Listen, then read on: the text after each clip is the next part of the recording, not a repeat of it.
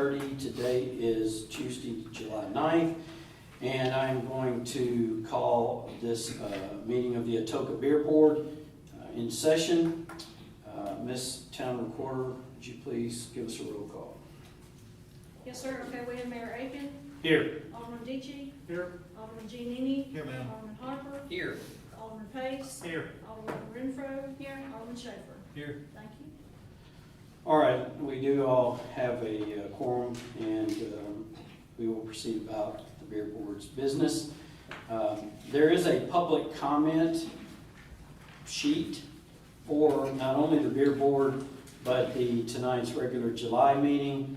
If somebody could get that public comment sheet for me, or if anybody in the room would like to have public comment, if you would sign the public comment sheet. So we don't want to deny anybody. Anybody on there, Chief? Nope. Okay. So we'll press on with old business on the agenda. There is none. Going to new business. We have compliance checks that were performed for beer permits. The board has in your hands Exhibit A. We will discuss those one at a time. You also have from staff the pertinent ordinance that talks about the authority and what the beer board has the options for those that are found in violation. Chief, do we start? You want to start with anything, or kind of open us up and then we'll go down the list?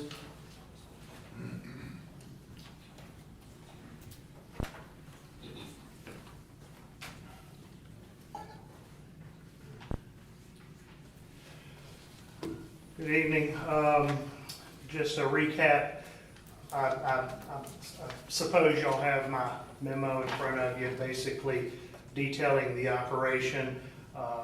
We took a 19-year-old, someone who is above 18, but not yet legal enough to buy alcohol and tobacco vape products, which will not pertain to this particular board. And we did compliance checks throughout the town.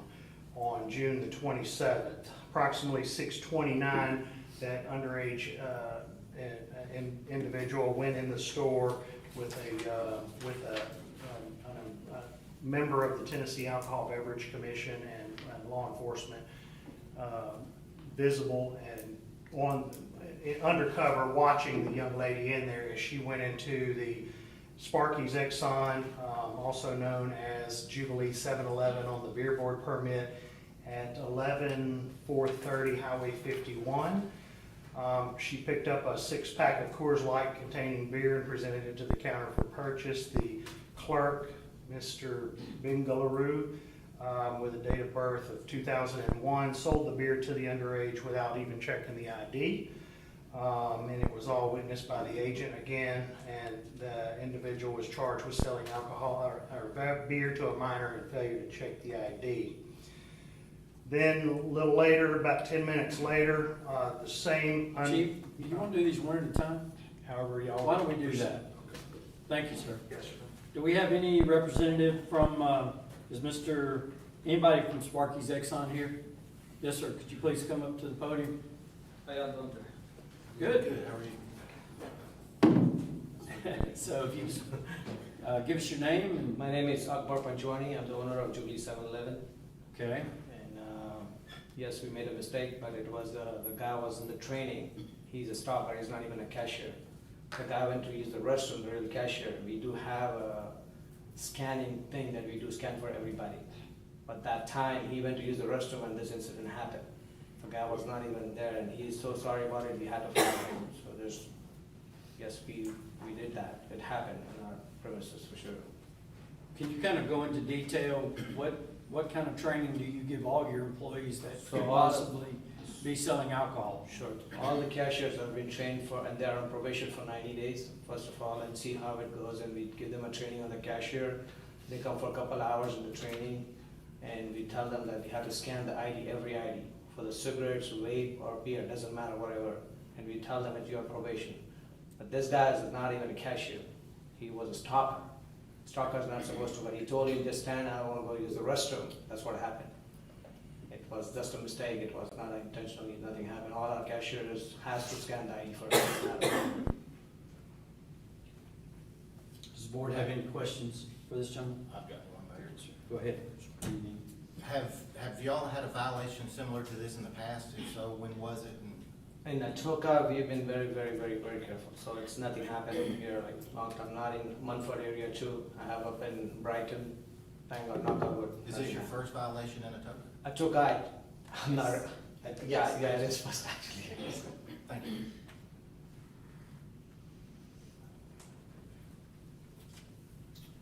Any other questions for this one? As you can see, with your ordinance that the staff handed, you can see what are your options. Ranges from take no action to actually revoking temporarily or permanently a permit.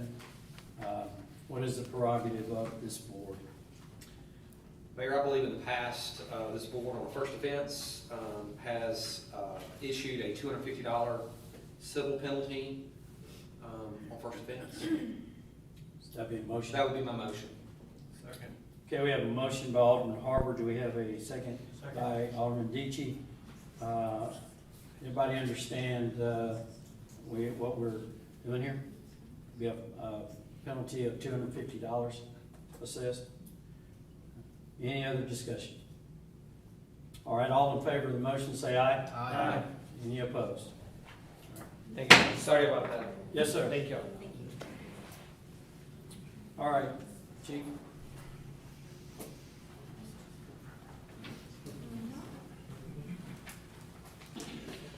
So again, that night at 6:39, approximately 10 minutes later, that same agent and the underage informant went into the Amico gas station, also known as Penny Pantry, located at 11352 Highway 51. Went up, picked up a 6-pack of Smirnoff Ice triple black bottles containing malt liquor and presented it to the counter for the purchase. A cashier clerk, Mr., and if you're here, I apologize if I butchered this last name, but I'm going to say Sufer, sold the beer to the underage informant after checking the identification. Again, it was witnessed by an undercover agent, and Mr. Sufer was given a charge of selling beer to a minor. Thank you, Chief. Do we have a representative from the Atoka gas station, Penny Pantry, here tonight? Yes, I do. Can you come up to the podium, ma'am? Give us your name. My name's Linda Chapman, and I'm the store manager. All right, Ms. Chapman. Do you have anything to add to the, what we were just told? We, we do not approve of selling to minors. That's the last thing we want to do. And I know that when I interview these people, I tell them, it may sound petty, but I said, this is a serious business. A lot of people don't think so, but we sell beer, we sell tobacco, and we sell lottery. And you have to be a certain age. They can't produce the ID, they do not get it. I said, because what it all amounts to, we don't want to sell to a minor, but yet when you get your paycheck, we're not basing off how much you sell. We're basing off you doing your job and doing it correctly. So we have a register that's set up that they need to look at the ID, look at the picture, look at the date, make sure it's valid, and then they are to type the birth date in the register. And if it, they're not old enough, then it stops the sale right there. It will not allow them to do it. Well, he said, the cashier, then he looked at the ID. I said, did you type it in the register? He said, no, ma'am, I didn't. I said, well, that's your mistake right there. I said, you should have looked at the picture. You should have typed it in. He said, well, I did look at it, and what they said is on the ID is not what I saw. And I said, well, that's on you. You've got to look at it thoroughly, So, I'm sorry, because we do not want to sell any of that to a minor. Yes, ma'am. And I meant to actually open up, you stated it very well. It's a very high responsibility. It's serious. And it is serious. We really love our businesses. We appreciate y'all, but there's accountability too. Yes, we've been there since the store, originally Penny Pantry, is still owned by the Wootons. And we've been there since the 70s, and I've been with the company for 40 years. And as far as I know, we've not had any, we've not done that before in Atoka, that's for sure. So, Ms. Chapman, I understand there's a scanner that a lot of them, you do not have those. I do not have Yes, the sir. scanner, but, you still look at it, you can type the birth date in. Yes, And if it's not the right birthday, it will Right. not let you go. It clears it out. It stops the sale. okay. So I mean, that, and looking at the scanner, I mean, I'm not real familiar with that, but the fault I think I would have on that is you still gotta look at that ID and make sure that that's that person's ID. I mean, if you just scan it, I mean, I could come in with anybody's. Yes, sir. So I mean, that, either way, it's up to them to be careful about it. Have you put together, have you had any type of remedial training, or what have y'all done since this has happened? Well, I've talked to each cashier about it and told them pretty much what I just told you. Okay. And even before I left today, I said, you know what? I know you already know this, but I'm telling you again, every time you come behind this counter, you have got to look at these IDs. And I said, one of them said, well, maybe their hair color's changed, maybe they don't look the same. I said, you don't have to sell. Refuse it if you don't think it's the proper ID. So, and I just warned them to be very, very careful and to make sure they type it in. Does any board member have a question for Ms. Chapman?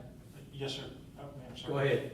Ma'am, what's happened to that employee? What punishment or remediation has that specific? Well, he will be reprimanded. I was kind of waiting. He's going to court on August. And I told him, I said, you're guilty. This is the thing that's done, and it's legal, and this is to save from selling to minors. I said, so you're guilty of it. But I told him that normally we terminate.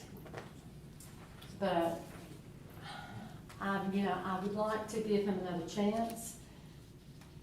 I will have him written up and put on probation, and if it happens again, he knows that he would be terminated on the spot. Yeah. No further questions, sir. Anybody else? She answered my question, but I agree with you. I believe in second chances, so I'm glad that Yes. he wasn't just terminated. And I know, this is not your problem, but help is hard to find, and this young man's been there for a while, and he was just careless. He was very careless, and he admitted that. But anyway. Okay. I haven't let him know 100%. I have let him come back and work, but I told him that I will make my decision about it after the court date. But like I said, I would like to give him a second chance and just watch him close. Yeah. Ms. Debbie, can you confirm this is the first violation? All of the offenders or violators, this is their first offense. Then I make a motion that we issue a $250 civil penalty on first offense. I have a motion by Alderman Harper. Do I have a second? Second. Second by Alderman Schaefer. Any more discussion? All in favor of the motion, approve, say aye. Aye. Any opposed? I do Thank you, Ms. apologize. Jack.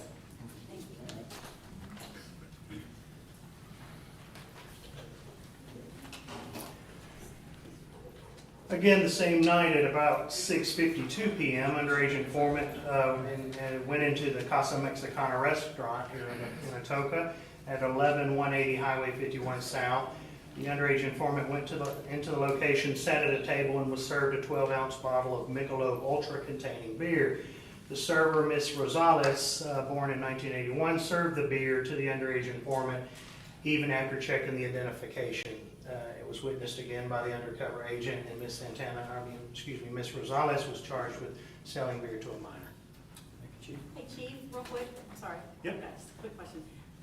Am I correct in thinking that underage, under 21, isn't the license like up and down the long way? Correct, yes, And ma'am. then, okay, Well, yes. and it's when you're 21, then you can get the normal looking one? Yes, ma'am. Okay, thank you. And also, just to ease everybody's mind, we play no tricks, we do nothing that's out of the ordinaries, we're not using fake IDs, we're not doing anything of that. It's that actual person's real state issued ID, and it's captured beforehand in the sub, so we know about those. Thank you. Thank you. Just one quick thing on that question from somebody that has served before.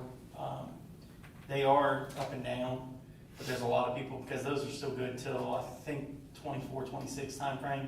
Most people won't go through and get another one just to get the change. They keep using that one. So Right. it is very difficult sometimes. And I get that. My point was, is that No, I should got be you. your first clue that, Right. to check this. Yes. We have a representative from Casa, Mexico here tonight. All right. Do I have a motion from the board about this particular incident? Ms. Debbie, do you know if there's a previous violation? There is no previous violation, and they were contacted to appear this evening, so. I can only say, my wife and I eat there quite a bit, they've always asked me for my ID. Why aren't they? Apparently, this lady did ask for, she checked it. So, do I have a motion from the beer board? I'll make the motion, since this is the first incident, we also issued the $250 civil penalty. I have a motion from Alderman Giannini, do I have a second? I would like to amend that motion and, okay, never mind. Can't do that. Do I have a second? Second. I have a second from Alderman Pace, so, any discussion? If, Alderman Giannini, if you would consider maybe a temporary suspension until such fine is paid, since they're not here. I'm sorry, sir, I Okay. can't do that. Then while we're talking about it, I would suggest, because the seriousness of this is, we're talking, the other two, and each case is its own. This is a 43-year-old waitress who sold alcohol to a minor. I would suggest, and since they didn't have the time to come tonight, they would make it sting a little bit more, and you up that to $500 fine. Well, the motion currently on the table is for $250. Well, I understand, but can we at least? Would you like to? I You don't, can just I ask don't me. want to penalize somebody. I- Who knows why they couldn't be here? I mean, I think the fair thing to do is to do what we did with all the other ones. But the difference is that they're not here. But I don't think that's worth $250. That's just my opinion. Would you consider, since they were not here tonight, to do a 6-month probation with it as well? If Sure. it happens again? With a probation, absolutely. I think they're probably not on probation. Through the state. So you want to, so you go ahead and restate your motion with the probation. That we issue the $250 civil penalty and a 6-month probation. All right, And I'll second that as well. we have a second on that amended motion. Any other discussion? All in favor of the motion, say aye. Aye. Any opposed? No. Motion does carry. I'm sorry, did someone say no? Alderman Harper. Okay. On the same night at 7:32 p.m., the underage informant, 19-year-old, went into C&J Sports Bar and Lounge of Atoka, located at 11180 Highway 51, Suite 1. The underage informant went to the location, sat at the table, and was served roughly a 16 to 20 ounce glass of Michelob Ultra containing beer. There were two servers involved, one a Miss Roberson, born in 2001, and Miss Spurlock in 1989. One took the order and the other served the beer to the underage informant, even after checking the identification. This was all witnessed by the undercover agent, Miss Roberson. I believe both Miss Roberson and Miss Spurlock, if I'm not mistaken, were issued citations for selling beer to a minor. Thank you, Chief. I know Mr. Cliff is here from the CMJ Sports Bar. All right, Mr. Cliff, state your name, please, I'm sorry. Clifton Brown. On the evening that did occur, I went back and looked at the footage. Misty is the one who checked the ID. She didn't follow our internal protocol. She looked at the ID, but she did not take it and physically put it in her hand to observe the date on it or look at the back of it. She gave it back to her. Lydia, because we so customer service oriented, saw the beer sitting on the bar, So I took it as a courtesy for Misty, thus 2 violations. But what we do is we train our people, our staff, is to physically take the identification, look at it, put it in your hand, look at the date on it, look at the backup because the date is on there too. If, match the picture up with the person. And then there's on the wall, so it says 21 means 21. It's got the date on there, July the 9th, 2023. We have a pre and post kind of huddle. We go through this every single day. But she failed to follow the protocol, thus the violation. Since the violation, I reached out to the TABC the next day, the legal department, and went over the violation with the legal department. I subsequently asked for an identification class, which we are going through the process of right now of trying to coordinate. I followed up yesterday morning with another email asking what's the status on that. We are wrong. We take it very seriously. We do not condone selling alcohol to minors. When you see C&J, that means Cliff and Juanita. We take it very personally. We own it. We have since, in addition to that, I've had managers, I've bought a scanner program, they're on their phones, okay? So if a server has an issue or a question about it, they can. We also incorporated, if you're in doubt, ask that person, are you legally 21? If the agent is undercover, they cannot tell you that they are. Is that right, Chief? I'm sorry? Your underage informant can't lie. They could, but I don't think they would. No, that's right. That's right. So there are steps to prevent this from happening again. That training is going to be mandatory for everyone in C&J except the kitchen staff. Is that a cost of burden to you? Is that correct? Pardon me, The sir? cost of that class, you have to pay for it, is that correct? At this time, I don't know, but if it is, it's worth it. Well, I agree, that's Yes. my point. Yes. You're gonna be out of pocket trying to train your. I'm going to do everything I can to make sure that we comply with the law in any and every means that we can. Any questions for Mr. Cliff? Well, since you were just here before the board not long ago, I think I can be reassured this is a first offense. Yes. And I'll recommend the $250 civil penalty. Have a motion by Alderman Harbour. Do I have a second? Second. I have a second by Alderman Giannini. Any further discussion? Any questions about the motion? Mayor, I'd just like to say, I hope everyone else here who was a violator takes notice of how proactive he was. That should be the textbook answer for every single person that comes and violates this policy. Taking ownership for it, being proactive with the alcohol board, getting the training for his people that he needs. No excuses, owned it. To me, that is a perfect answer. Thank you, sir. All right, all in favor of the motion, say aye. Aye. Any opposed? Mr. Cliff, thank you, sir. Thank you, sir. We do appreciate all of our businesses in Atoka. And just lastly, just to give note to everyone, there were other businesses that were checked. That's what I want to hear. Good And guys. so, out of those the rest of the remaining businesses, 2 were closed by the time we got around to them, and that was Los Alebrijes, here on Atoka Mumford, and Fast Times Market number 2 at the end down at Rosemark. The other businesses that were open and did the things that they were supposed to do were Spirits of Atoka, here on the highway, South End Liquors, again on the highway, Magic Mark, the Shell, up on it, the 14,000 block on the highway, Kroger, the 11,000 blocks on the highway, and Sakura Garden, all checked IDs and refused to serve. So, in addition, we checked tobacco and vape shops.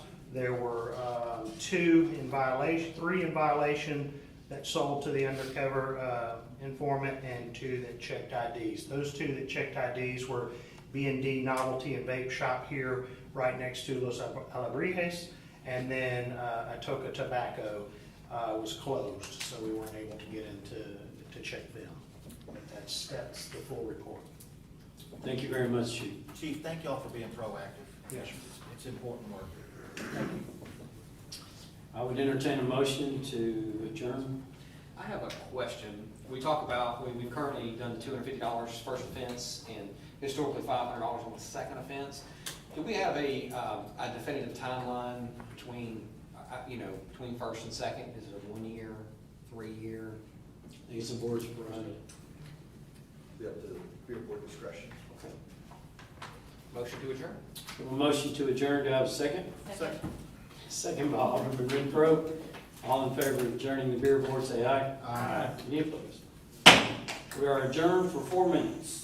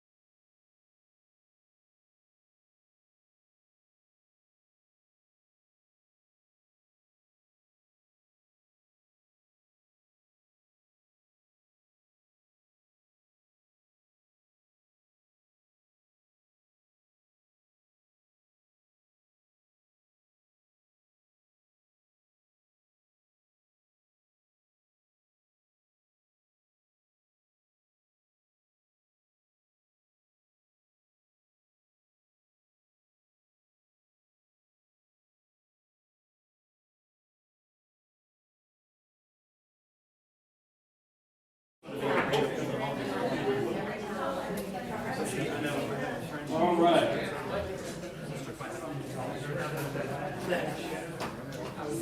Good evening, ladies and gentlemen. We'd like to thank you for coming to the monthly meeting of the Atoka Board of Mayor and Aldermen. My name is Mayor Barry Bacon. On behalf of the Board of Aldermen and our Town of Atoka staff, I would like to welcome you here tonight. We appreciate that you have taken time out of your own personal schedules to see how your town government works and operates. When you came into the room tonight, you should have noticed there are 2 sign-up sheets. There were 4, now there are 2. One of them is here just for your attendance. If you do have anything that you would like to address the board during the public comment section, please sign up on the one that has the red heading at the top of it. That is the public comment sign-up sheet. There's also a copy of the meeting agenda below those sheets. And if you don't have a copy of the agenda, I would encourage you to get one. That's your guide to the topics that we're going to discuss this evening. That public comment period is going to be toward the start of the meeting. During that time, if anyone has signed up on the sheet and wishes to address the board, I will call your name, ask you to come up to the podium and give us your name and address just for the record. And we will give you 2 minutes to make whatever comments you have to make to the board at that time. We do try to limit it just so if we have other people, that way we can address everyone's concerns and also keep the meeting flowing in an orderly fashion. Of course, I think it goes without saying, but I'll say it anyway, disrespect will not be tolerated. We would ask you to be very respectful. We will be respectful to you. After your comment period is over, then you are welcome, of course, to stay for the rest of the meeting, but that is the only time that you'll be allowed to talk and address the board. So, once again, welcome to the meeting tonight. We are glad that you're here, and for those that are in attendance and would like to join us, I am going to open us up with a word of prayer, and then we're going to have the Pledge of Allegiance. If you would stand at this time. Let us pray.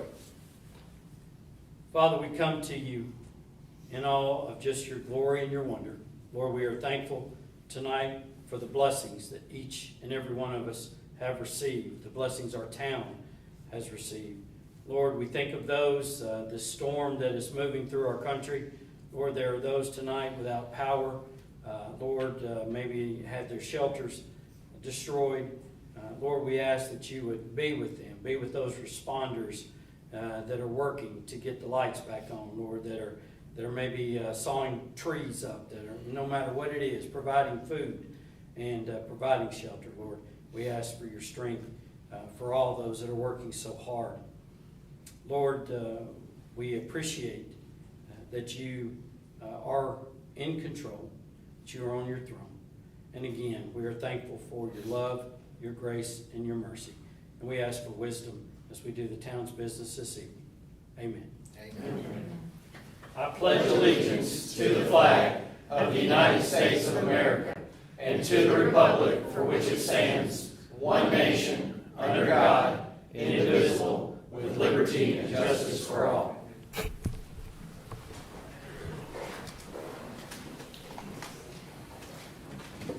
Right, today is Tuesday, July 9th. I have the time at 7:04 p.m. And Mr. Recorder, would you do a roll call, please? All right, Mayor Aiken, Here. Alderman Kennedy, Here. Alderman Giannini. Here, ma'am. Alderman Carver. Here. Alderman Pace. Here. Alderwoman Renfro. Here. And Alderman Schaefer. Here. Thank you. All members are present. We do have a quorum for this evening's agenda. And we do come to that public comment section of our meeting tonight. I'm going to look back at our code enforcement official, Mr. Tom. Yes. Okay. You could bring that up to me, Tom? Sure.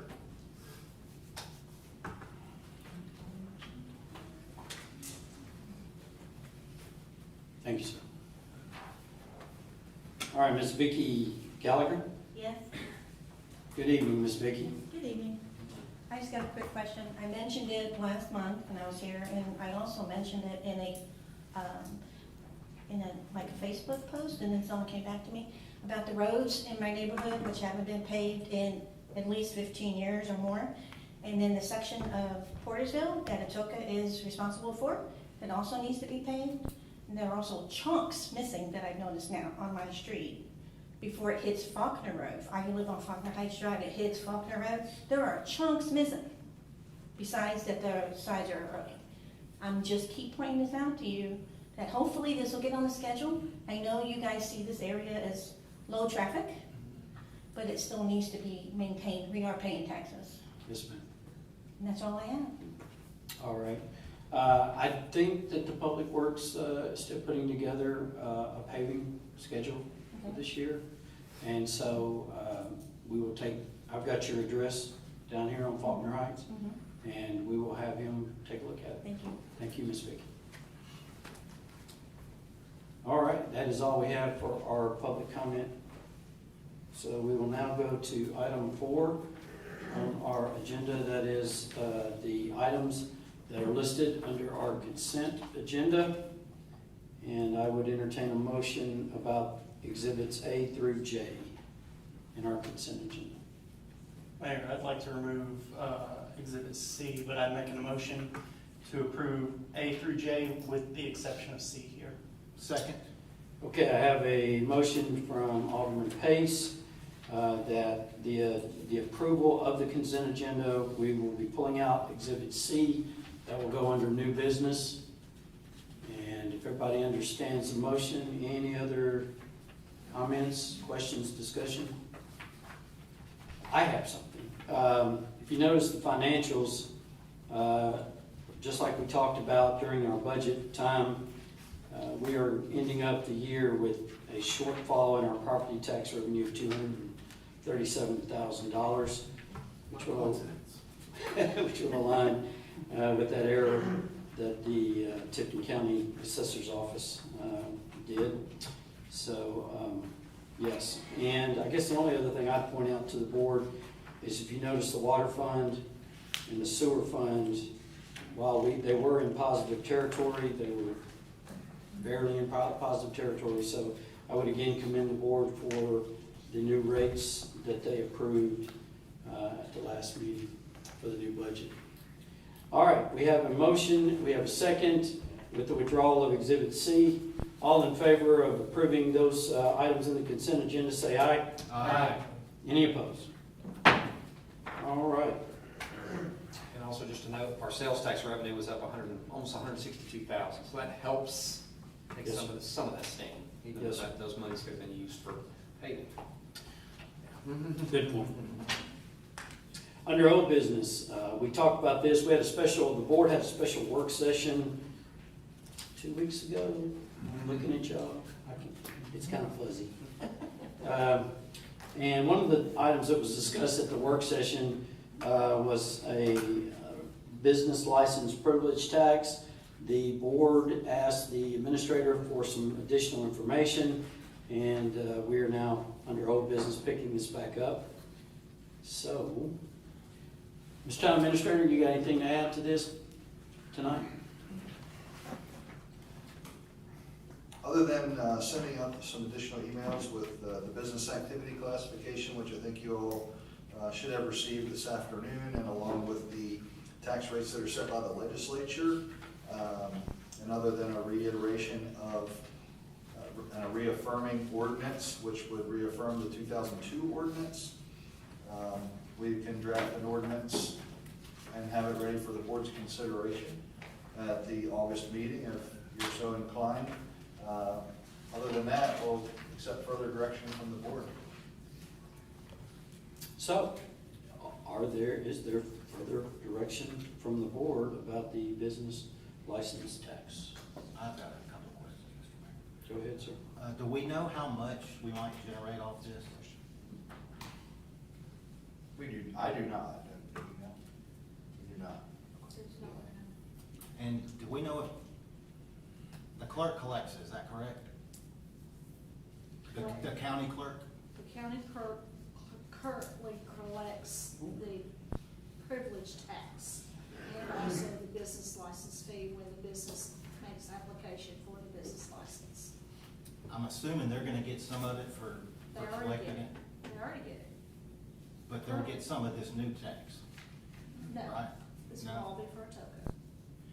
Well, TINTAP, it's actually paid through TINTAP. The state. And so, yes, so a portion of the fees that the business paid on renewal will go to the state for monitoring the software. That's why I think that was a good question about how much revenue does the state keep versus how much. It's a percentage, receive. the state keeps 43% of what the business pays, say they pay $200 for the privilege tax, then they get 43%, there's a small administrative fee, and town gets the difference of about 55%.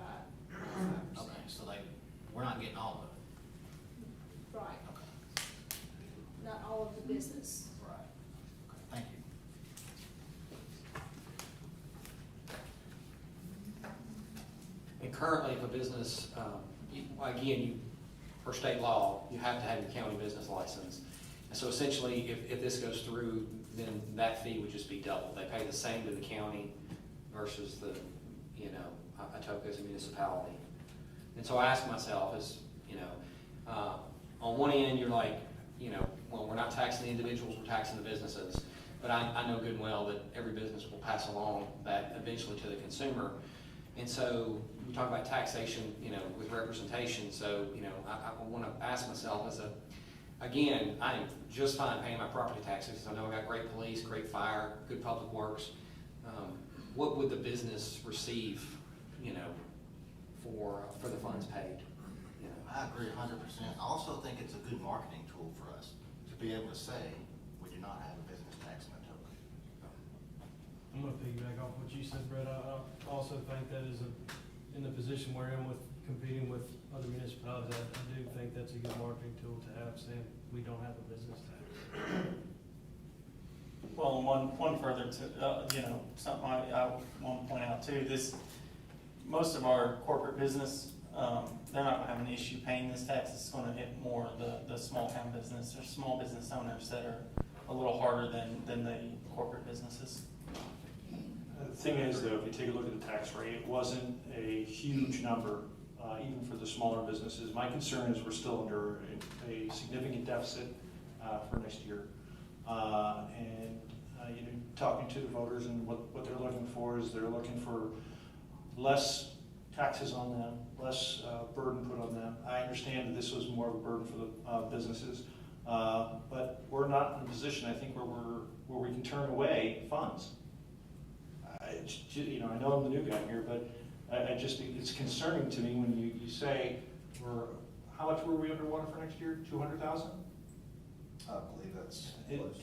Sure. Is $250 going to make a difference right now?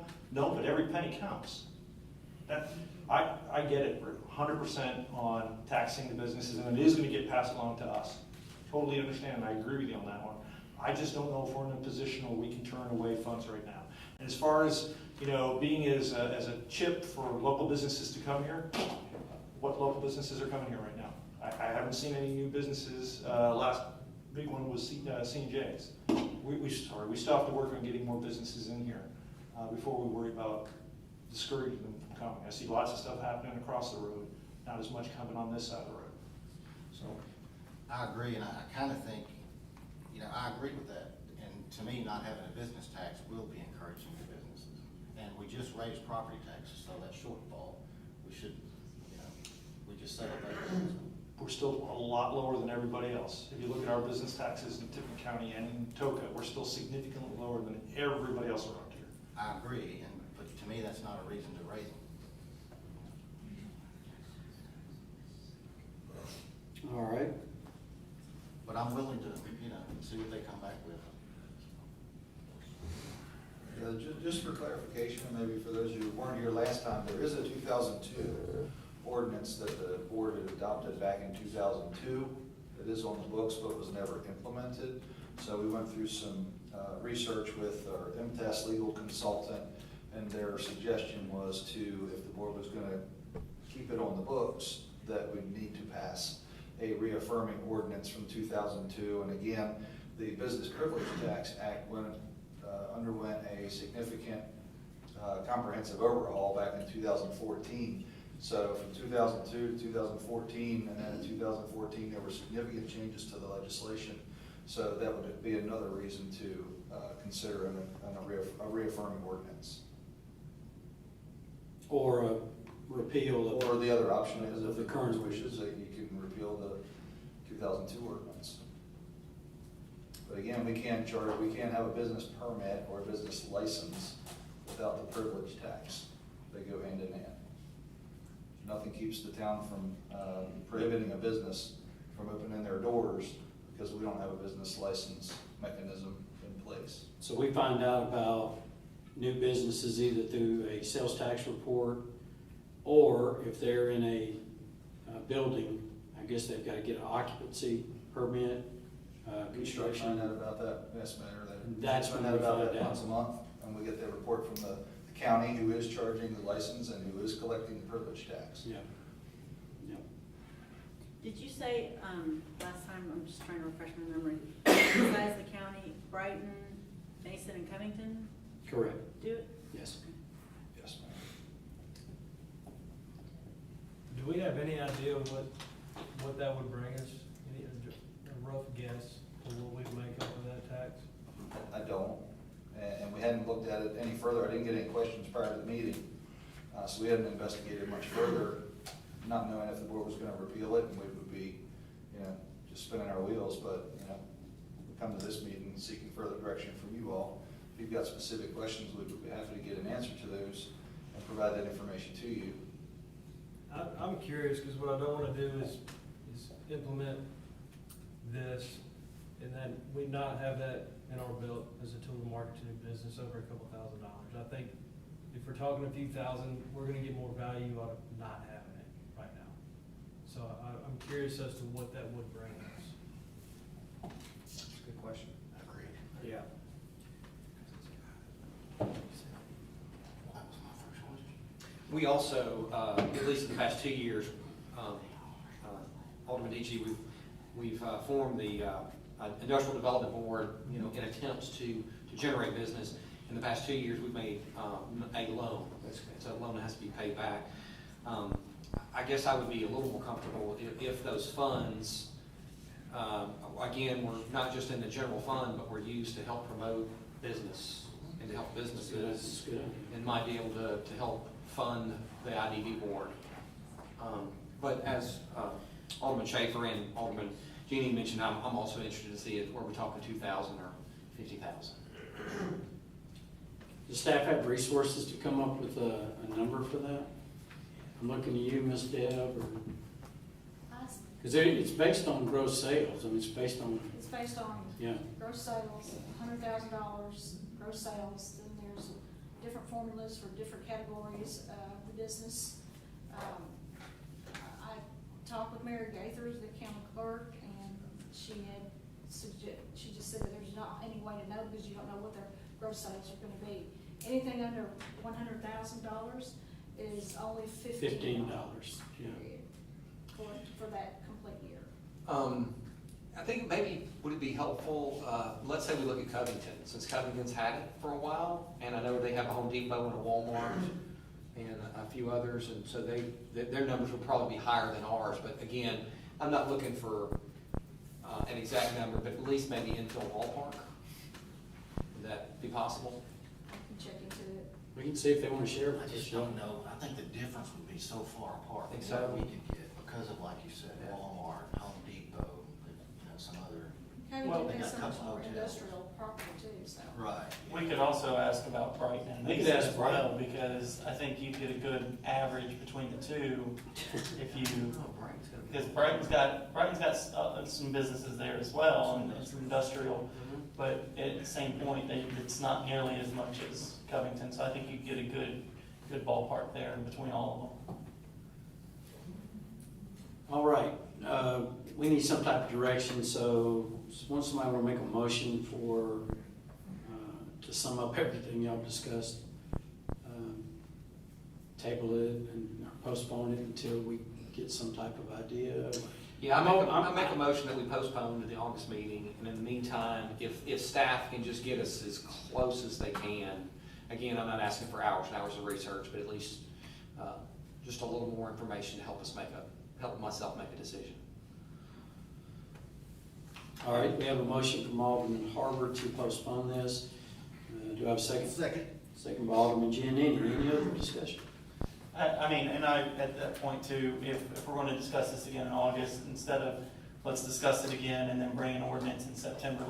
If the staff can get the numbers and everything to us and all this information, I'd be more than comfortable getting the information and having an ordinance to vote on in August as well. I'm good with that, and, Okay. you know, these formulas they come up with, I mean, it's gonna be tedious work. So I'm not expecting an exact number. I think we talked about that last month, they're 3/80ths of a percent. Yeah. You know, it's just, All right. Mr. Administrator, you feel you got direction? We'll do our best to come up with Okay. an estimate on the revenues. Yes. And, I don't know, you had a motion on the floor. I don't Yeah, know if the we're motion was gonna made. vote on it. I just- First, about an ordinance, there was some talk about an ordinance, I don't know if we needed to get something drafted. I didn't know if that was part of a motion, I think there was I don't know who made the motion. I made a motion to postpone. Okay, motion to postpone. And Alderman Pace made a recommendation that you bring forth An ordinance. On the agenda On next the, for the next month, yeah. Is that part of your motion? that's part of my motion. Okay. Motion is just now to postpone to August. Okay. Everybody understands the motion? We have a motion, we have a second. All in favor, say aye. Aye. Any opposed? New business. All right.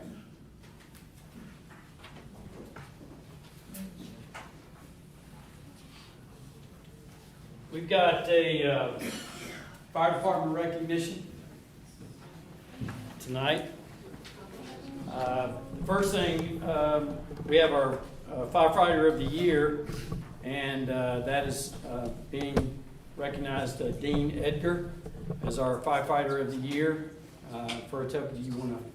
I know Dean could not be here. He had something come up. He did. You want to give a little bio or a little background? Just Well, I actually threw Dean's away because he wasn't here.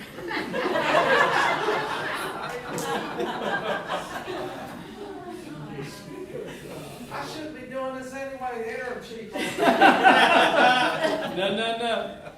Still cheap until Friday. Yeah, you chief for a few more days. Okay.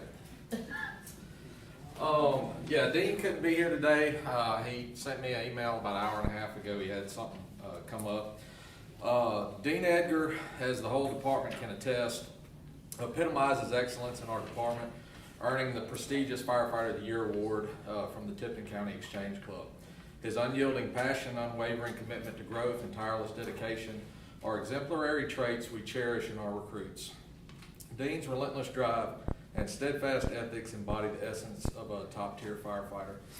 He goes above and beyond and has ever since he hired on here.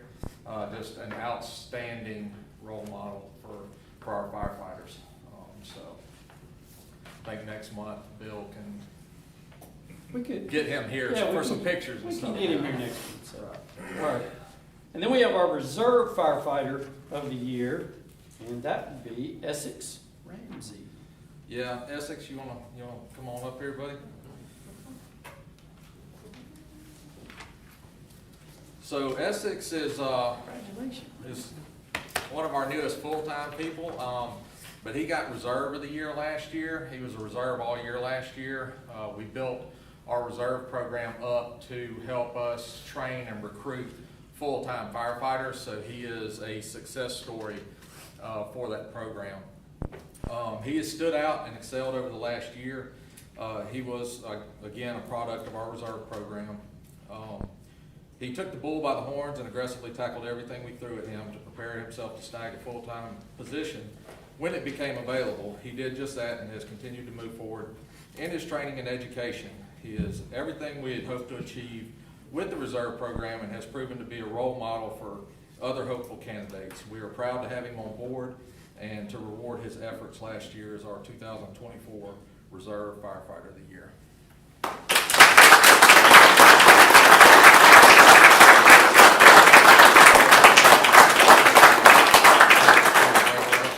Take a photo with the mayor. Come on up. He's important. Come on, babe. I'm talking to Katie. The floor is yours, sir. You got anything you want to say?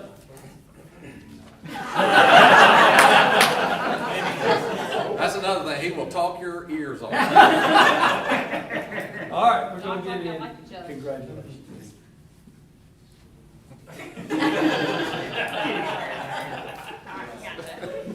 Love All my right. boys.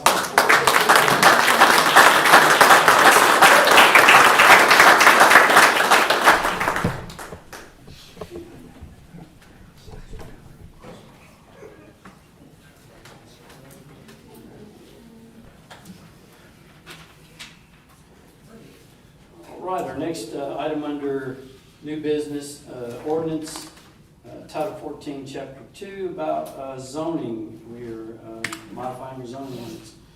Mr. Administrator? Mr. Mayor, I'm actually gonna let Director Fargo touch on the zoning ordinance recommendation changes. Excellent. Touch on the resolution on the moratorium as well. Good evening. How are you guys doing? Good. So, these amendments for the zoning that we brought forth towards you, the first one would be that service station.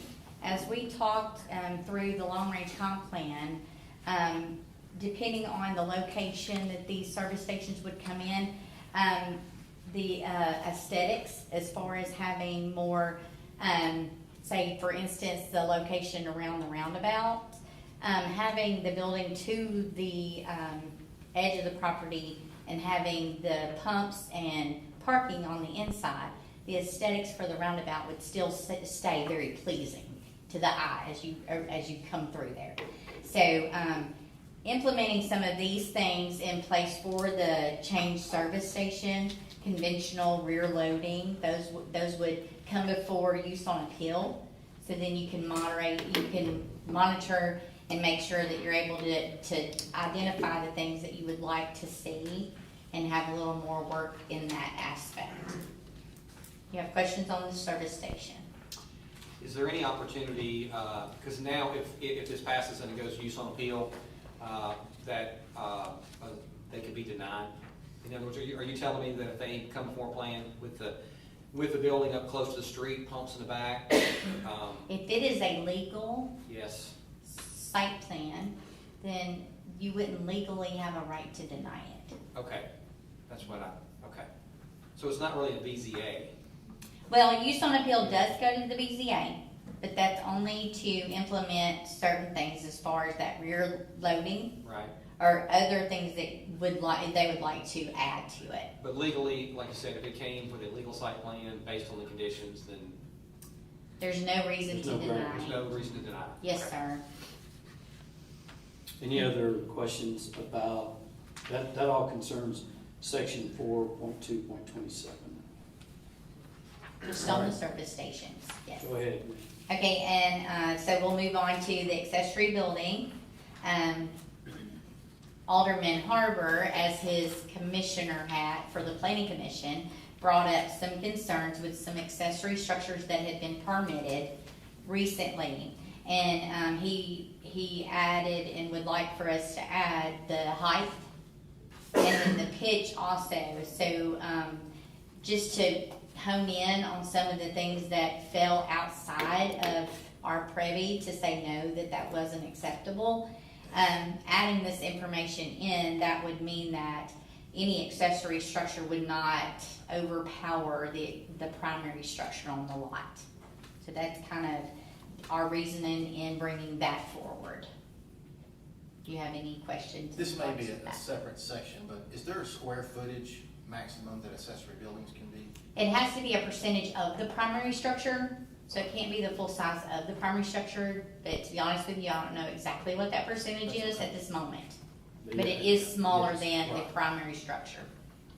Thank you. Any other for the accessory structure? Just to confirm, we're primarily talking about R1, R2. If we have a residence that's in FAR, this would not prohibit them from building a barn, correct? So that would not, because FAR is different with the farming, okay? Okay, let's move down to the smoke vape shop. would you like me to give you an update on the moratorium first and then go into the smoke shop? Or do you want me to continue on? with Yeah, I mean, this? we've got Exhibit C that's gonna be the next item of new business. What's the board's prerogative on that? Y'all wanted I'm to, not, yeah, I mean, if there's a moratorium, this can still be approved or disapproved, correct? Yes, sir, So we're not stopping that process. correct. so go ahead. Just move forward with what I'm saying. Okay, so this is some verbiage that we needed for smoke and vape shops because we didn't have it. So to add some language in there, and we used a few other municipalities to see what they were doing in order to, of course, allow those type of businesses in our town, but limit how many are coming in. So we have a variety of different businesses and not homing in on having multiple of the same thing. So in conversations with the Planning Commission, they decided that having a max of the 5,000 per residence would be a good way to have, say, 2, because right now we're at 10,000 population, so then that would be 2 within our municipal boundaries. That would actually cause 3 of them to not be, it would be non-conforming use. So if they continue on, that's fine, but if they were to go out of business, then we wouldn't permit another one in. So having 2 within the municipal boundaries would cover the want or need of that particular business. We currently have 5. 5. Okay. I did think we got a little out of the, I wanted to stay within talking about this, so you did what we told you, but we need to get back to what this ordinance is about, adding the definition and so forth and so Yes, on. sir. So go ahead, you're So fine. that's kind of, the main thing was that we did not have Right. those regulations whatsoever or any definition to follow in our zoning ordinances. So we did add that verbiage in there. And then I think what I was just saying is the main thing is the limited 5,000 population per business. So, and then 1,000 feet from any other smoke shop. Do you have any questions in regards to this section? So you said that if they went out of business, that, we'd have to go back through this. If one gets sold to another owner, do they have to go back through that, or are they allowed to continue to operate as well? I think that if it's just sold, switched ownerships, but it's still an established business, then that would fall under. If it closes, then you wouldn't reopen a new one. Gotcha, okay. My only thought is, capitalism is what this country is about. And I hate to tell somebody, well, we've got enough of those, we don't want you to try and open up your business here. It almost seems un-American to me. And I know we have the liquor store like that, but I know a whole lot more people that, vape that drink liquor. And if, to me, the market is gonna work itself out. If we I can know- handle 5 of them, we're not gonna, 5 of them won't be here eventually. And I know this board, we spend a lot of time wanting sales tax revenue. This almost kind of goes counterproductive to that. Can I add just a couple of things in Sure. regards to that, please? Number one, when I hear complaints a lot of our citizens about why are we allowing so many in our municipal boundaries, then that's why that was one thing that kind of popped up is, okay, well, maybe we need to think about that. And then the second thing is I'm part of the Coalition for Drug-Free Tipton. And the juveniles in Tipton County, that is a huge problem that we have. And Chief Rudolph identified that during that, which it did not cover under the beer board, that there were violations of them selling to underage. And that's a consistent thing that keeps happening. So I totally understand the capitalism and things like that, but if you would, so consider that as well. Yeah, and I appreciate Chief being proactive and Yes, sir. working on that, and that's, yeah, so they're doing a good job at keeping them under wraps. Yes. I get it, it just almost seems un-American to me. I get what you're totally. Any other things about, we'll press on to the last item and then we'll entertain a motion. If there's no other discussion. I have just discussion for council. I just want to make sure that you've had an opportunity to review this and you don't see any worries. I have reviewed it and I don't see anything concerning. Okay. Okay, and then the last item up is, our Board of Zoning Appeals has been 3 members. And there's been many times within the years that I've worked in planning that we end up with only 2 members. And 2 members present? Yes, sir. And in previous, just times coming about, that's been acceptable to have 2 board members that make a decision. And just in conversation with our contracted planner, that concerned me, and we just went back and forth, and he said that a lot of other BZAs are 5 members, then you wouldn't have to be concerned with only having 2 members that are making decisions. You would have the majority, so that's the reason why that's brought to you. Because 3 members does give you more opportunity to not have enough to make a true decision. I agree, I like that idea, and it's just more minds coming together to ask more questions and, offer more insight. Yes, sir. So that's it for that. Would that establish the BZA now, if they had 3, would make a quorum, 3 out of the 5? Yes, sir. Can you touch on one more thing? Yes, sir. So, if I'm reading this right, the smoke shops will only be allowed on the highway corridor? Yes, sir. And a smoke shop and a vape shop, those are different? No, they would be in one. Smoke shop, vape shop are in one. Okay, and the only reason I ask is because in a lot of the narrative, it's smoke and vape shops. But then in 4241.1, it's just smoke shops. So that's kind of why I was just getting at that. I got it highlighted on your. At the very bottom. I think that based on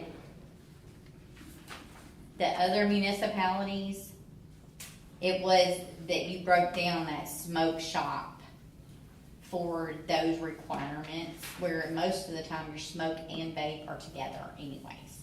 But it's labeled as that smoke shop.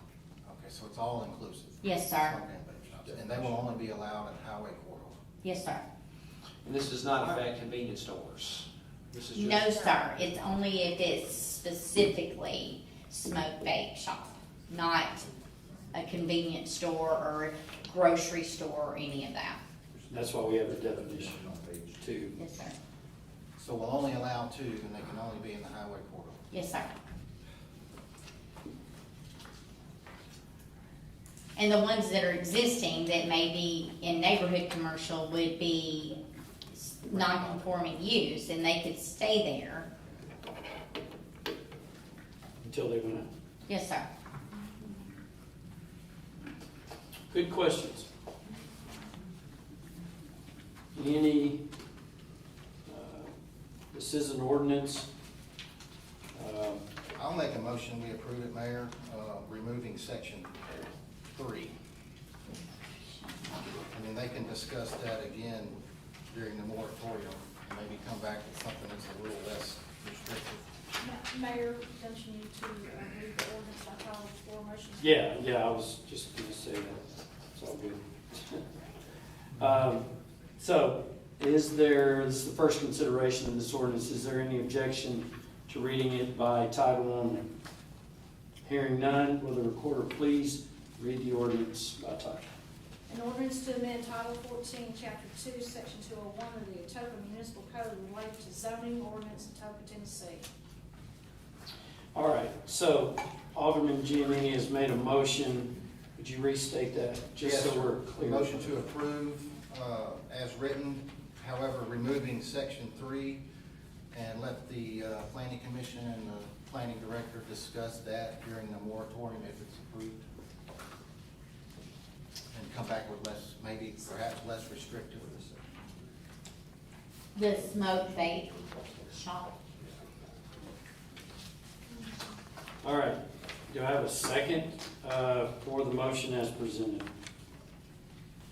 I'll second that. Okay, I have a second by Alderman Harper. This would be approval of everything in front of you with the withdrawal of section 3.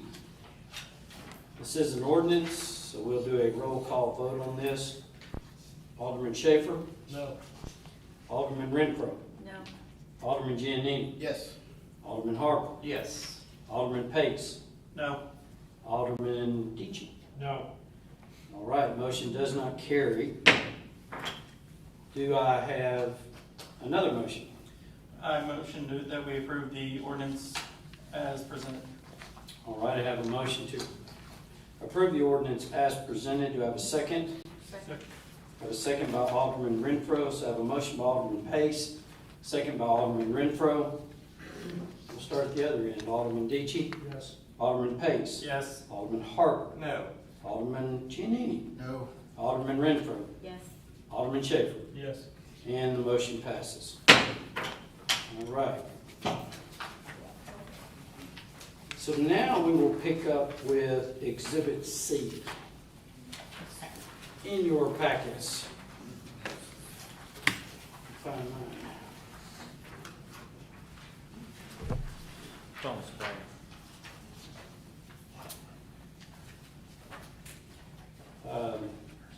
Ms. Manning, Yes, sir. would you like to go ahead?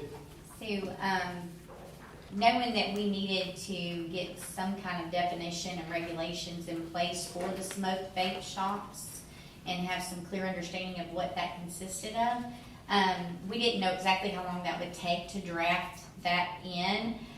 So we requested a moratorium on that, given a limited 6-month moratorium, so we wouldn't accept any kind of applications or anything like that, just while we make sure that we had the right direction and things implemented that would monitor what was going on. The solar farms, that is something that's going around in a lot of areas, and we do not have that in our zoning as far as any definition, any regulations whatsoever.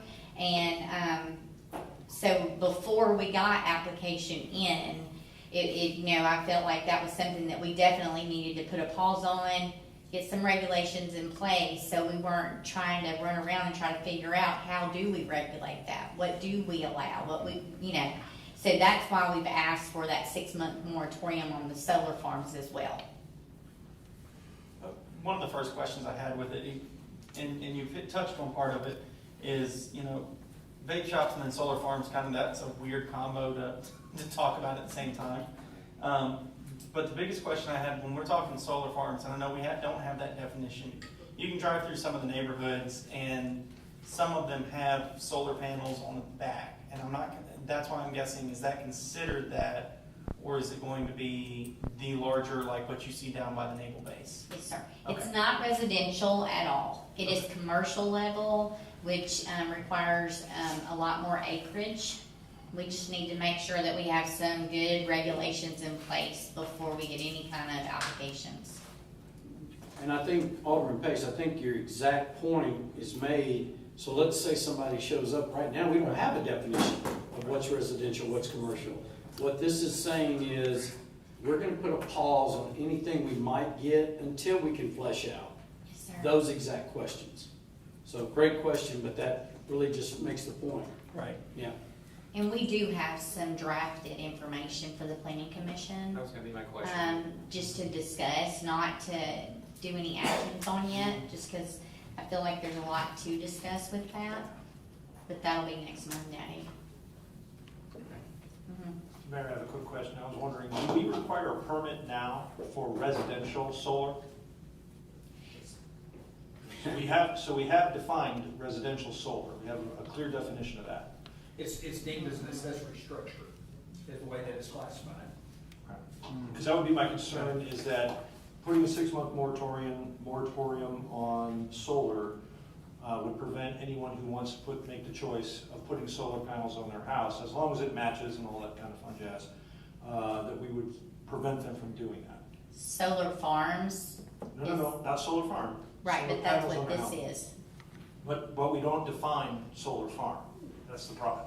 I know it's semantics, but we have a lawyer in the room. Yes. No offense. But, you know, just, I don't want to leave that door open for someone to say, well, you're not going to let us put a solar farm in over here. Amazon comes in and says, hey, you're not going to let us do that, but you let them put solar panels on their house. And if we don't define that clearly, Well, and I can speak to that somewhat. There's some new statutory enactments by the legislature in the last 2 years specifically dealing with solar farms. And so it's defined in the TCA code. And so it's very different than a residential issue where you've got 1 or maybe 2 panels for 1 or 2 structures. And so when you're looking at the solar farms, there can now be a bond requirement, which would be something I would think the town would be very interested in, because if the company goes bankrupt or there's an issue, then there's the issue of cleanup. And so with all of the material that goes into the solar farm, it has a very specific definition. perfect. Thank you. No further questions? Any other discussion? One comment, Mayor. I understand the solar farms. There's a lot of information, just like the attorney was saying. What other revisions are you considering for the smoke and the vape shops? Well, I think that the smoke and vape shop moratorium was going to be on the agenda for June. But with you guys having such a large agenda and budget, it was pulled for this month. So the smoke and vape shop information is in this ordinance that was just passed by first consideration. So we can remove that part, because we already passed it on the first reading with the other. Well, you still have a window before the second reading. That's what I was. That's the reason why we want to make sure that this moratorium is in effect until the second, because we don't have this approved yet until you have that second reading. So from now until next month, we could get we could get 5 applications. And there, we would have to allow them. More sales tax. I'm just saying. Okay, thank you for that. Yes, sir. I'm good. Any other questions? All right. So we have a resolution of Exhibit C. I would entertain a motion about that. Motion to approve the resolution as presented. Got a motion by Alderman Pace. Do I have a second? Second. Second by Alderman Schaper. This is a resolution. We can just do this with a general group vote. So all in favor of approving Exhibit C, say aye. Aye. Any opposed? Aye. We have one. Alderman Giannini, did you get that, Mr. Recorder? All right, and it does pass. That brings us to item number 7 on your agenda, miscellaneous items from the Board of Mayor and Alderman. I will, and Town Administrator, I won't leave him out. So, we'll go with the Administrator first. Okay, thank you, Mayor. So there's Exhibit L there, compensation and classification study. I provided the board with a few-page memo on the need to conduct an employee classification and compensation study. As you all know, that the labor market is becoming hyper-competitive. I was just going to touch on a couple of points from the memo, so for the benefit of everyone here. We're facing significant challenges in retaining and recruiting qualified personnel due to more competitive compensation packages offered by neighboring municipalities and private sector employees, particularly Shelby County and the Blue Oval City area. This is something that we've been talking about for a couple of years now, since Blue Oval, and the need to remain competitive in the marketplace. We want to evaluate the current compensation structure, which is something that the study would do. Most employees are receiving salary increases only when assuming new roles or during budget time through cost of living adjustments. The current structure does not incentivize high performance or adequately reward those who consistently go above and beyond their job functions, and we have lots of employees who do that. You know, I know there's been some hesitancy in the past to compare ourselves to others, but it's crucial to acknowledge that the labor market dynamics are continuing to change, and the staffing challenges are regional. We can't continue to consider ourselves that we can't compete with others, because that just hinders our ability to effectively address the problem. As a side note for emerging regional competition, so Tier 1 supplier, it's been announced at the Blue Oval City mega site. They're bringing $360 million of investment. They're bringing 500 jobs with an average hourly rate of $45 per hour. We've all heard about the bookies that's coming at exit 28 on I-40. $60 million investment with annual gross taxable sales of $50 million. They're going to employ 175 to 250 full-time people with an annual payroll of $9 million. If anybody's ever stopped at a Buc-ee's, you all have seen the per hour rates of what they're paying for all of their positions as a recruiting tool that they are using at the gas pumps. So the question is and will remain, where's our employees going to come from? The answer is that we're going to be pulling from the same labor pool that everybody else is pulling from. And the drain on the talent is going to continue, and we need to address it. So would recommend a couple of things: do the classification study and the compensation study, move towards a merit-based reward system for increases in compensation for performance, and then also consider a public safety classification for fire and police.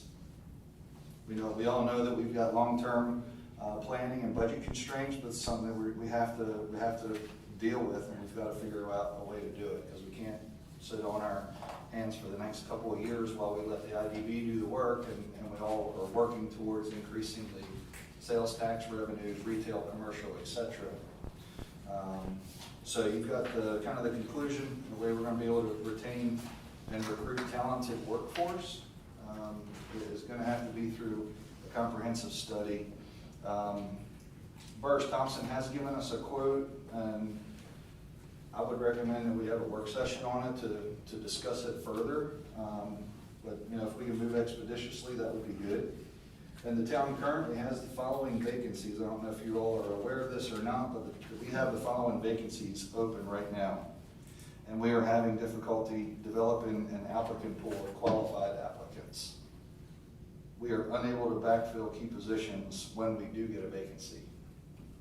We've got a fire chief vacancy currently. We have a janitorial services associate vacancy, park maintenance, operations clerk, program coordinator, 3 public works technicians, full and part-time firefighter, EMT, and medic, 2 police officers. And just recently, we know about our fire chief is going to Blue Oval. We're losing a police officer to Tipton County Sheriff's Office. We've had 2 other firefighters go to another municipality for more pay, better retirement. And Brighton, city of Brighton, or town of Brighton's losing their fire chief as well, going to Haywood County. So these are not going to continue to go away. So I'd recommend we have a work session, with that being the sole item of discussion. I'm okay with a work session. I mean, I want to hear more. I'll save it for the work session. Let's get our calendar.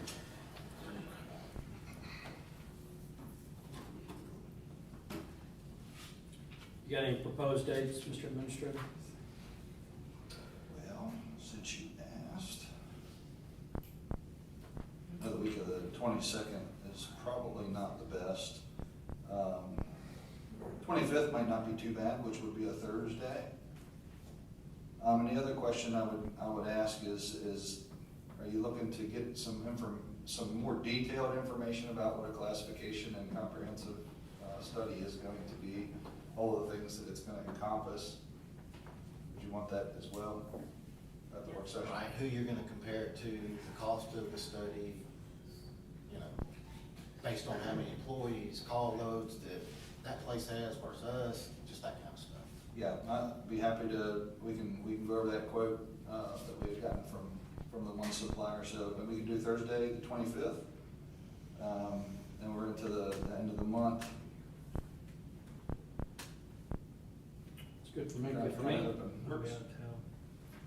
Okay. I can catch up on y'all after. Seems like most everybody, Well, other than Schaefer, will be able to make it. But everybody else is good. It's a work session. I don't know if you can Zoom that or not. Can you? Should be able to. If you want to. If you're even able to. Yeah, I mean, if I'm able, I'll, Yeah. yeah, definitely do that.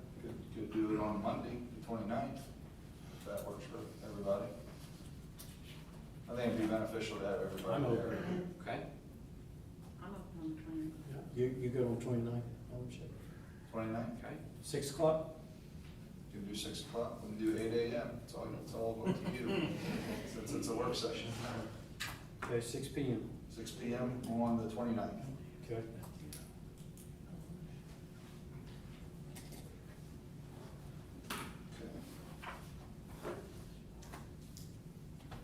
That's all I had, unless there were other questions on the compensation and classification studies. Still one more item on the agenda.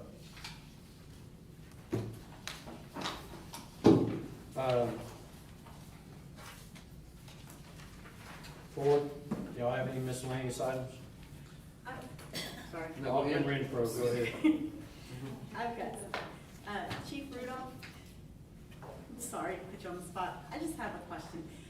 I just, him and I had talked about the four-way stop at Mead Lake and Tracy, and it is just getting out of control. People on Tracy just flying through there. Is there anything, I mean, don't get me wrong, when you send officers over there, it's great, but they see the officers. Yeah. Is there anything else that we could possibly do? I mean, it really, it's scaring me. So after the last notification, I personally sat over there looking for little spots to sit that maybe I could see things that they wouldn't necessarily see me. Actually, I pushed it out to everybody, and after I sat there, I noticed another officer go and sit in a different location, so I left to see if they had any luck. And you're right, it's just difficult to catch at that spot. The only suggestion that I guess I could make is if we had an undercover vehicle, that may lead to being able to see some things. But I mean, even I think there's some kind of power boxes right here on the corner. I've even parked in between the power box and the fence, just trying to hide a little bit, just to see if I could see some things like the video that was shown to me. It's just difficult to catch in that particular spot. Okay. I just was wondering if there's just anything other than It doesn't mean we have to stop trying. I mean, if there's a way that we can monitor it or do something, we will. And matter of fact, maybe it's just something of a little education piece. We can put our sign out there. And That's what I was thinking. push the sign out and kind of say, Yeah. be mindful that it is a four-way stop that we're watching kind of thing. So. I appreciate all of your work with this. Thank you.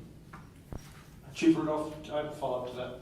Yes, sir. Is there any chance, you talk about putting a sign up and putting up the lights and all that kind of fun stuff, great.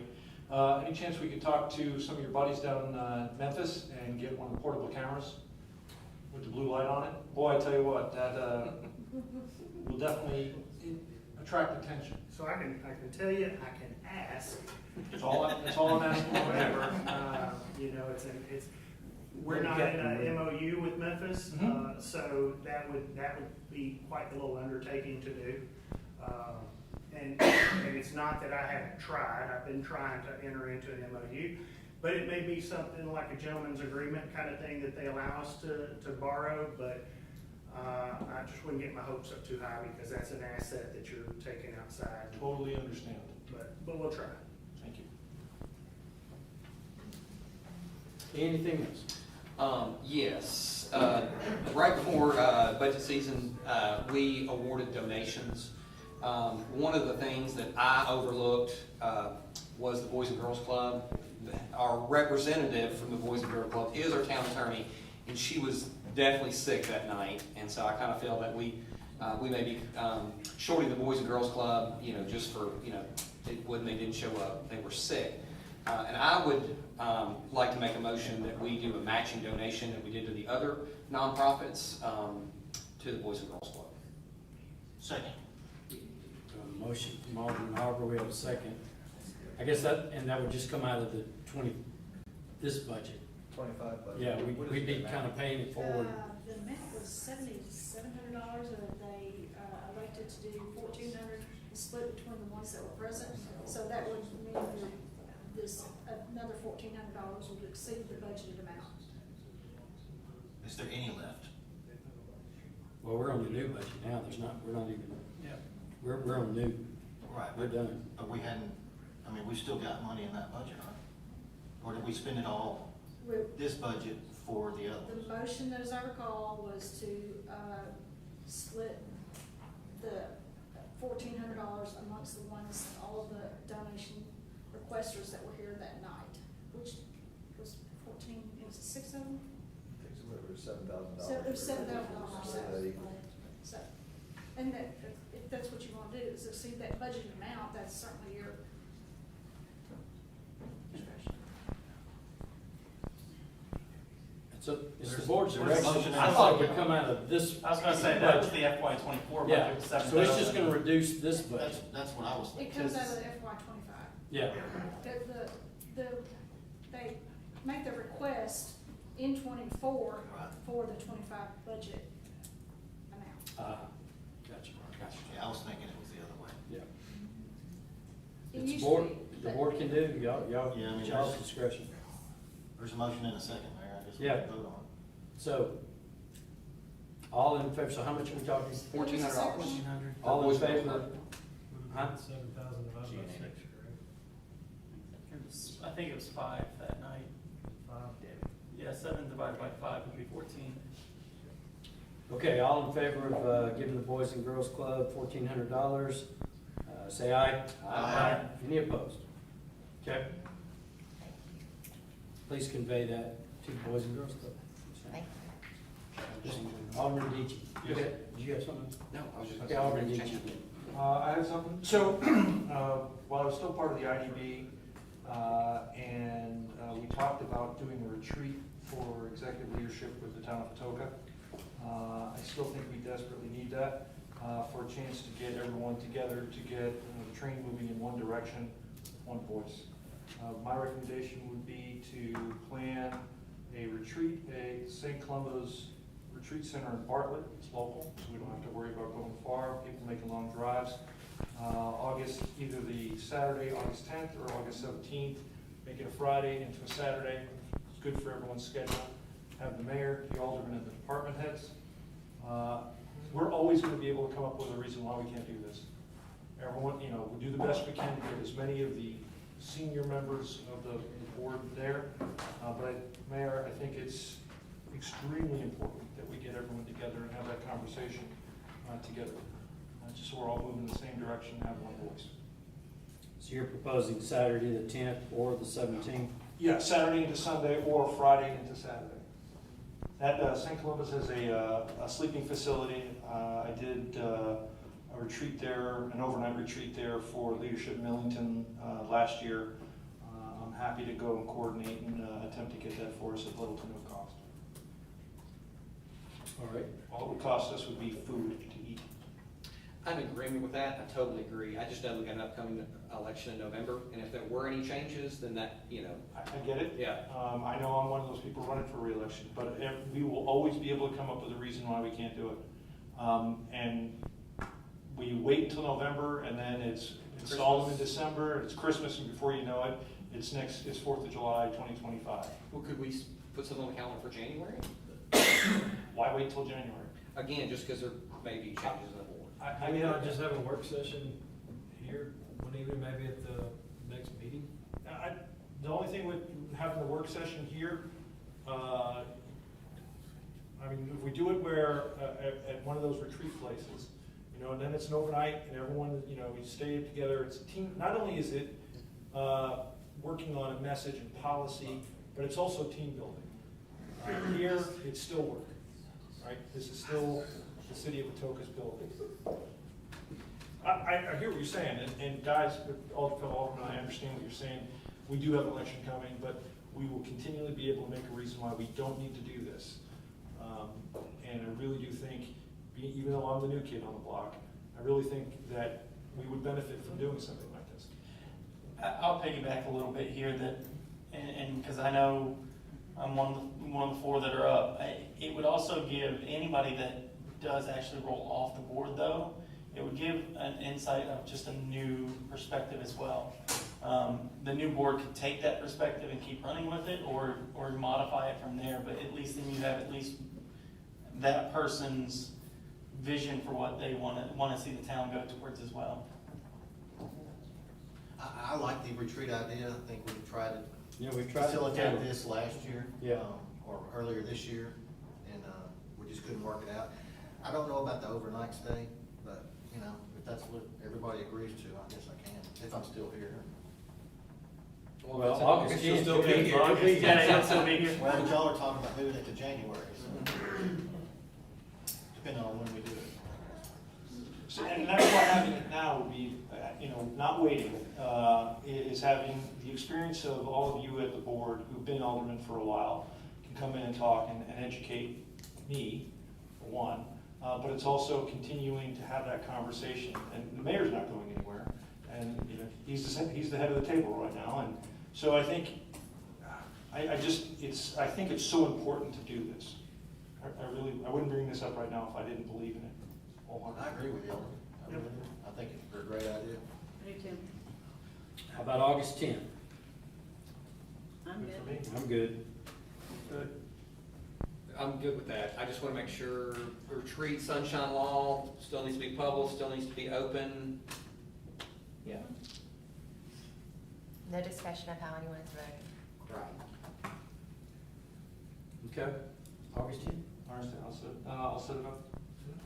I'll work with Mark and get it set up. These aren't unusual. I mean, every municipality board has them at one time. Sure. Yep. No, I mean, I tell my scouts, you bond more at Week of Camp than you do a whole year Absolutely. of troop meetings.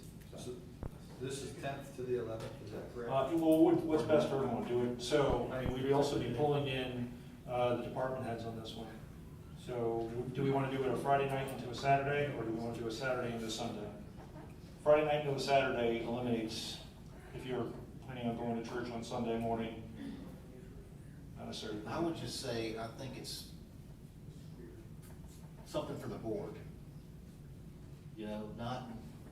Not the department heads, or not the planning commission, or not the development review board. No, yeah, not a big group. Just the board. Okay. Yeah, I mean, we can be open and honest with each other without fear of hurting anybody's feelings, or somebody getting mad and, running back, starting rumors, you know what I mean? Sure. Yeah. Okay. So Friday the 9th to Saturday the 10th? Okay. All right. More details follow. Thank you. Anything else? Mayor, I want to, just informational here. I received an email late last month and wanted to first off thank Mr. Mark for helping me kind of look into this a little bit. I was contacted by Mr. Clegg with the UT Navy Center for Effective Leadership, and have been offered to go August 6th through the 8th for local government leadership program. So I'll be attending in UT, in Knoxville, for the UT Leadership Program. It is a no cost to the town, but it is to help local and appointed officials to hone their leadership and their decision-making a little bit. I didn't even know I was put in for this, but random out of the blue email, and I asked Mark, he goes, I know the person. So we investigated it further, and it's an opportunity that not many people get. So I will try to bring back as much information for the board to share. And another thing too is this gives us a voice when the program rolls around again. The alumni get to nominate further members as well. Congratulations. Thank you. Anything else? Just one more thing, Mayor, I'd like to thank the staff for the flower arrangement they sent for my apartment. Thank you very much. think I want to do the park and rec fencing change order, and then I've got a couple of things. I So, got a couple of brief things as well, so whatever. so let's do the park and rec fencing change order. I've got two different pieces of paper in front of me, dated the 1st and the 9th.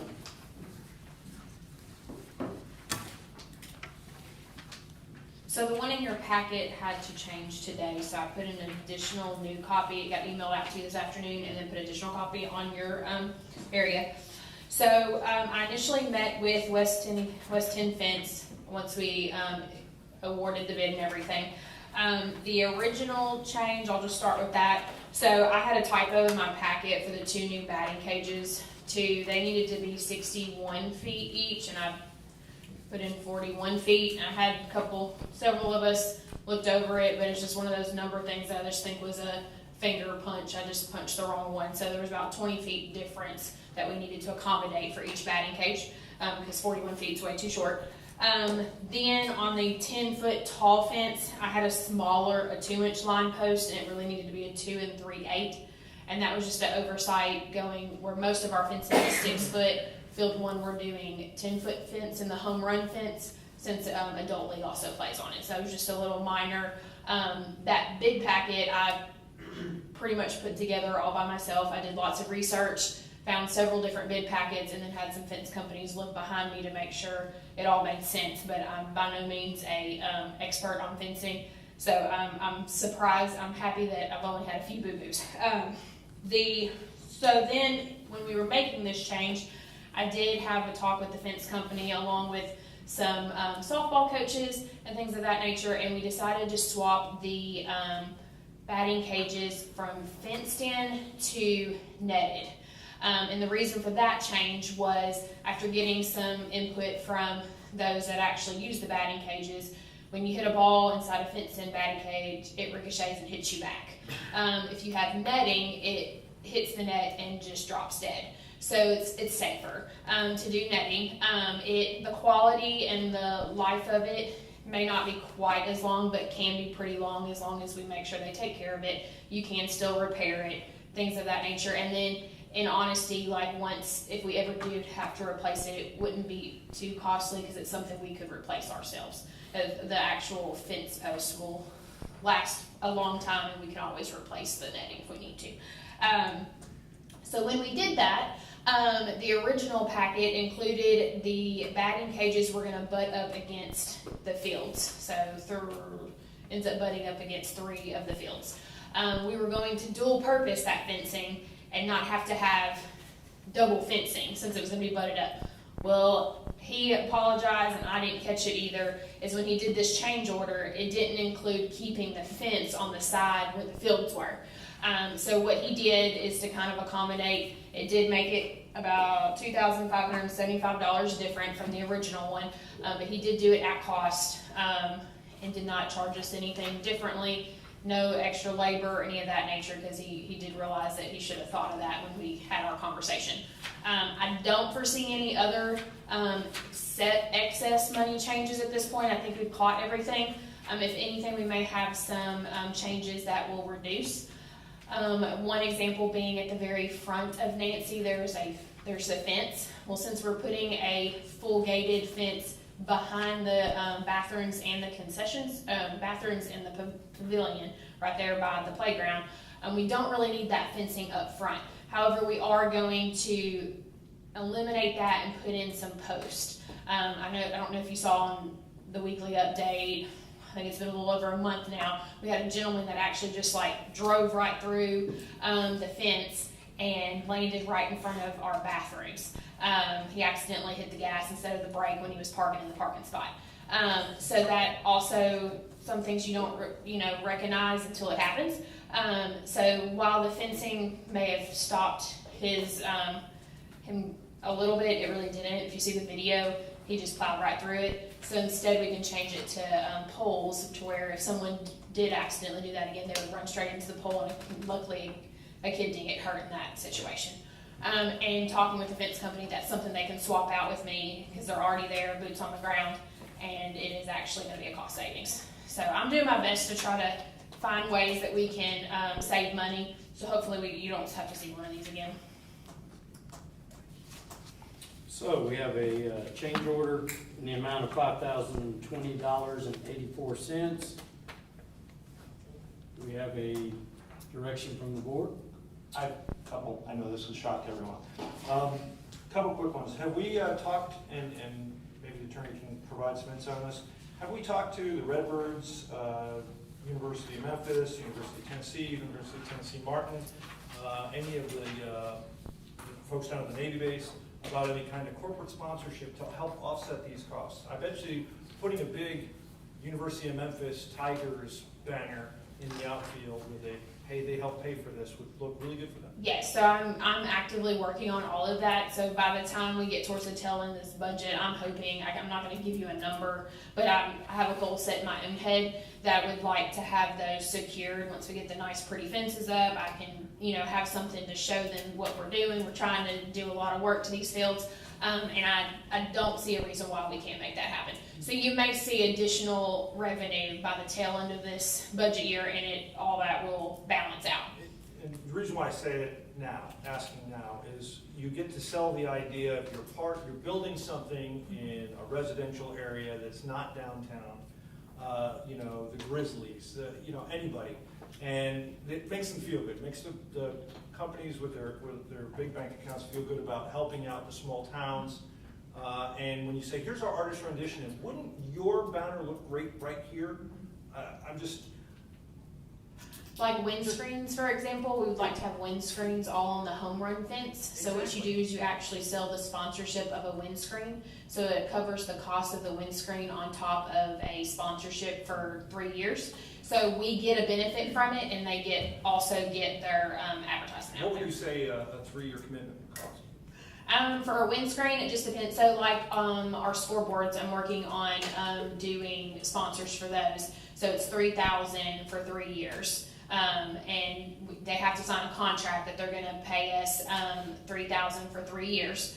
And that gets them real big underneath our actual scoreboard, because we also have to pay for the cost of the sign the first year. So it's a little bit of an eat on the front end.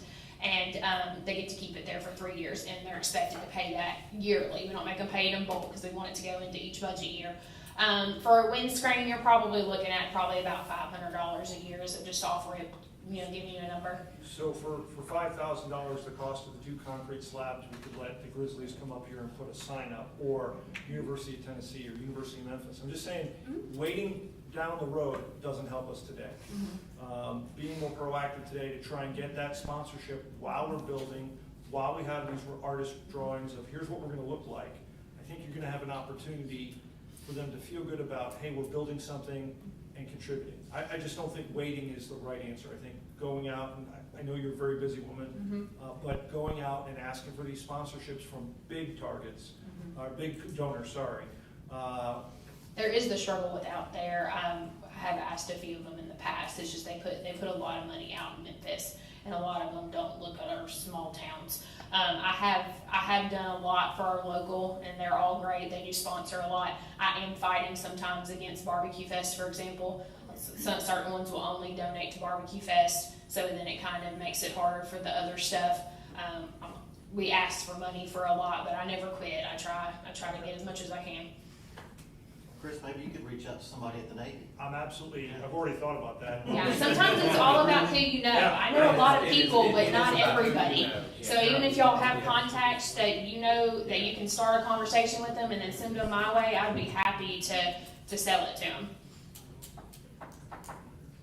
I make a motion, we approve the Western Fence Company change order for $5,020.84. Have a motion by Alderman Harper. Do I have a second? Second. Second by Alderman Pace, I think. Get that, Ms. Porter? I've already given Christie one. Alderman Pace is second. All in favor of approval of the change order, say aye. Aye. Any opposed? Okay. All right, Mr. Administrator, you said you had some more? Just a couple of minor things, Mayor. I think I sent an email out about the atokatn.gov domain and the hardware. Probably have seen some email addresses slowly converting over to the atokatn.gov. But if you have townatoka.com, your email address is always gonna stay active, and it will be behind the scenes as an alias, but we will be getting folks converted over to the .gov.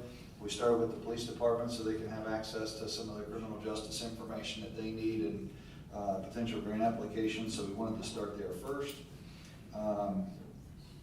So you won't miss any emails. Brett's working on that changeover, and then we finalized the payment for the new computer hardware infrastructure, so that new infrastructure was needed and approved in the 25 budget, and I know that Brett is going to be ordering that. Next month, we will bring a resolution for you for the stormwater assessment fee. We adopted the resolution. Now we need to set the fee. That will still go out on the August billings, just as an FYI on that. And if I could just beg you to provide any questions to staff prior to the meeting. We would love to bring you all of the information and the answers to your questions to these meetings, and please still ask the question, and we will have the answer ready to go for you. That's it. All right. Anything else? Okay. Can I stand corrected real quick in front of y'all? I just want to stand corrected. I'm going to get beat up by my guys if I don't tell you. We have written several tickets there and made an arrest, so just so you know. Excellent, thank you. I'm coming back down. All right. For those of you that have been to several of these meetings, you know that I love to bring out staff. These are people that are working for you, the citizens, and they go above and beyond. And I want to recognize a person tonight, and that would be Mr. Tom Langford. He didn't know I'm doing this, so come on up. So, Tom is our code enforcement official, and Tom had a very important milestone on July 5th. He sent me a picture, and it was, just keep that there. You want to tell everybody, or tell the board? Received my building inspector certification. All right.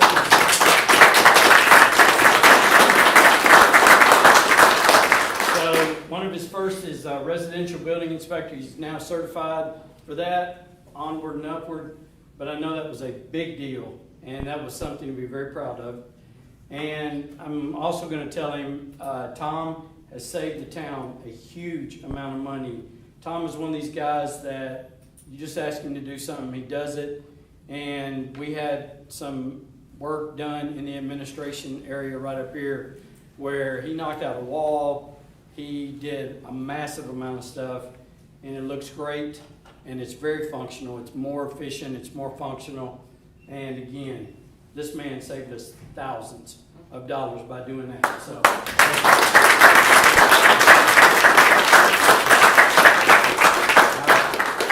All right, and since he got so dressed up tonight, Mr. Chief McMillan, if you could come up, please, sir. In a short amount of time, a couple of years, but for those of y'all that do not know, he has an opportunity to go work for Blue Oval, and I believe it's going to be a very good thing for him and his family. And in the last 2 years, since he has been with the town, I've got a whole sheet here of stuff. But needless to say, Chief has significantly improved our recruitment, our retention, our training, our interdepartmental collaboration, ISO. We're working even better toward aiming toward that Class 2 rating. We have just done all sorts of stuff. Again, I've got it here. And I wanted to say to you, Chief, thank you so much. As Mayor Walker would say, you took us to another level. And it's a bittersweet thing, but I know it's a good opportunity for you. And I just want to recognize and thank you, sir. I appreciate it.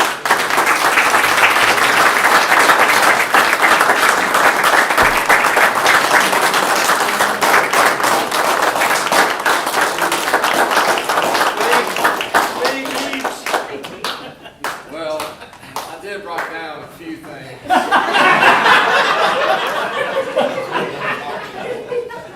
All these people know there's no way I can talk that long. I'd have to drink 5 gallons of water. I just did want to say a couple of things. Y'all took a chance on the Mississippi boy. I appreciate it. We brought the fire department a long way in 2 years. We did a lot of good stuff. To the excellent professional members of the Atoka Fire Department, I want to express my deepest gratitude for your mostly unwavering support over the past 2 years. Together, we have moved this department forward, embraced a shared vision of excellence and service. I am immensely proud of what we have achieved. None of it would have been possible without your buy-in and nose to the grindstone work ethics. I cannot say enough or express sufficiently how proud of you all I am, and it has been my great fortune to work alongside you and watch you grow. Please continue to excel. Mayor Aiken, both the past and current Board of Aldermen, for your steadfast support. Your decisions to hire additional personnel last year and provide well-deserved raises have been crucial in our progress. It is my sincere hope that your next fire chief continues the forward progress that we have accomplished over the last couple of years. I hope the board continues to find innovative ways to get the department the manpower and compensation it needs to stay competitive in today's market. To the other department heads and our fearless leader, Mark Warner, I could not have picked a better, stronger team to work with over the last couple of years, even if I had access to the player portal.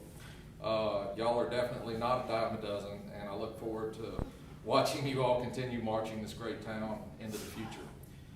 Finally, to the citizens of Atoka, your unwavering support has been our backbone. Thank you for always standing by your fire department, and it has been an honor to serve this incredible community. Thank you.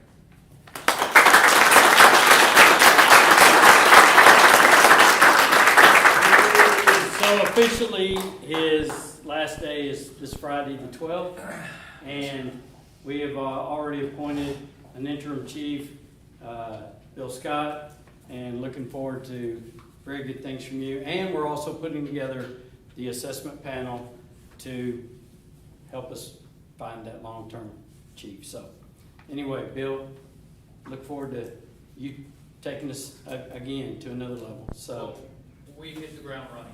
yeah, so all good. Chief, thank you again, sir. Appreciate it. All right.